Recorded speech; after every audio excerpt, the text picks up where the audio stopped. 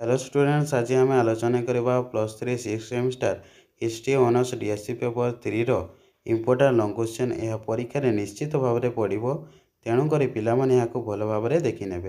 प्रश्न देख, ओडिशा शैव धर्मर क्रम विकास आलोचना कर। प्रथम देख इंट्रोडक्शन।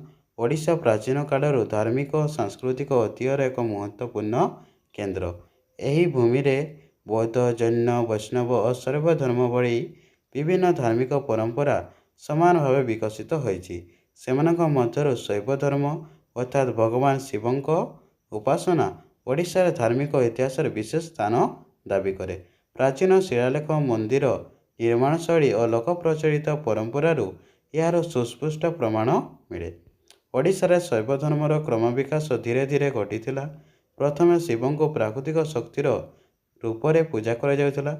परे मंदिर संस्कृतिर विकास सहित यह एक सुसंगठित धर्म रूप नहीं। विशेषतः सोमवंशी और अन्य राजवंश मानक शासन काल में शिव मंदिर निर्माण और भक्ति आंदोलन द्वारा यार व्यापक प्रसार घटीला। भुवनेश्वर लिंगराज मंदिर और मुक्तेश्वर मंदिर परी प्रसिद्ध शिव मंदिर माने यार जीवंत उदाहरण अटे। 1 नंबर पॉइंट देख, प्राचीन काल। मौर्य पूर्व और परवर्ती काल में ओडिशार शिव उपासनार प्रमाण मिले। गुहा माने और प्राचीन शिलालेख शिवलिंग पूजार चिन्ह देखा जाए। यही समय शिवं को प्राकृतिक शक्तिर रूप में पूजा करा जाउथिला। 2 नंबर पॉइंट देख, सातवाहन और गुप्त काल। यही काल में शैव धर्म प्रचार वृद्धि पाइला। शिवं को महादेव और महेश्वर भाव स्वीकार करा जाइथिला।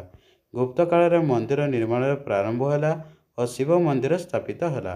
3 नंबर पॉइंट देख, शैलभव और भौमकर काल। 7 रु 9 शताब्दी मध्य शैव धर्म ओडिशार बहुत प्रसारित है। शैलभव और भौमकार राजा माने शिवंक भक्त थिले। यही समय अनेक शिव मंदिर निर्मित है।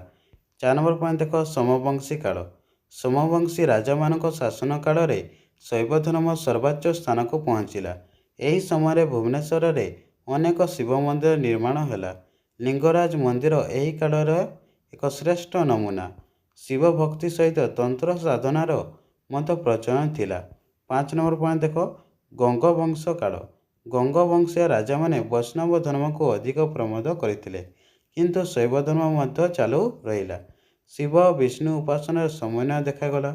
यही समय मुक्तेश्वर मंदिर परी अलंकृत शिव मंदिर निर्मित है। 6 नंबर पॉइंट देख, मध्यकालीन और आधुनिक काल। मध्यकाल में शैव धर्म लोक दैनिक जीवनर अंश है।